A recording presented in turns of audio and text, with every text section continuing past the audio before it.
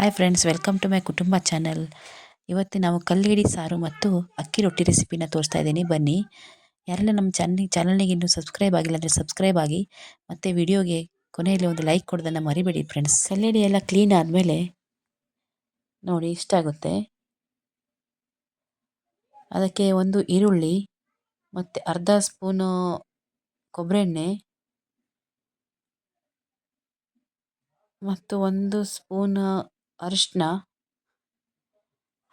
ಮತ್ತು ಒಂದು ಸ್ವಲ್ಪ ಚಿಟಿಕೆ ಉಪ್ಪು ಅಷ್ಟೇ. ಉಪ್ಪನ್ನು ಹಾಕಿ ಚೆನ್ನಾಗಿ ಮಿಕ್ಸ್ ಮಾಡ್ಕೊಳ್ಬೇಕು. ಸಣ್ಣ ಉರಿಯಲ್ಲಿ ಬೇಯಿಸಬೇಕು ಫ್ರೆಂಡ್ಸ್ ಅದನ್ನು.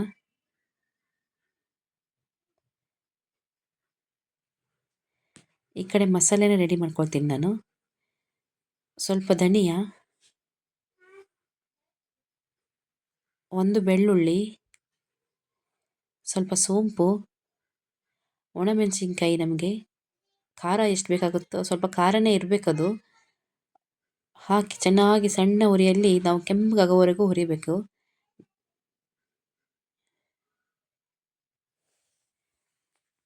ನಂತರ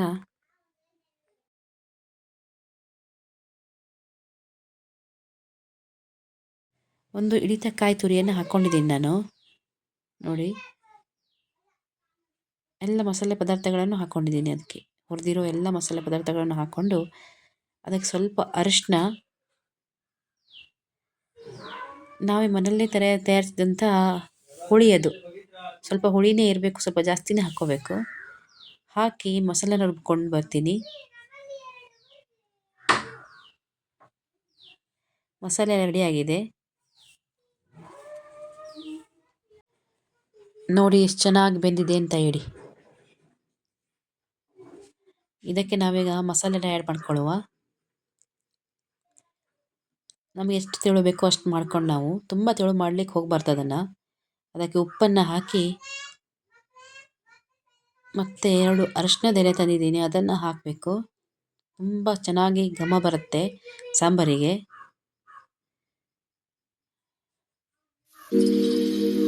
ಈ ಕಡೆ ನಾವು ಅಕ್ಕಿ ರೊಟ್ಟಿಗೆ ರೆಡಿ ಮಾಡ್ಕೊಳ್ತೀನಿ.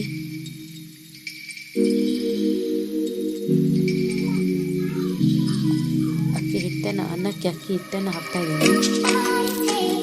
ಸ್ವಲ್ಪ ಉಪ್ಪು, ಸಾರು ಕುದಿ ಬರ್ತಾ ಇದೆ.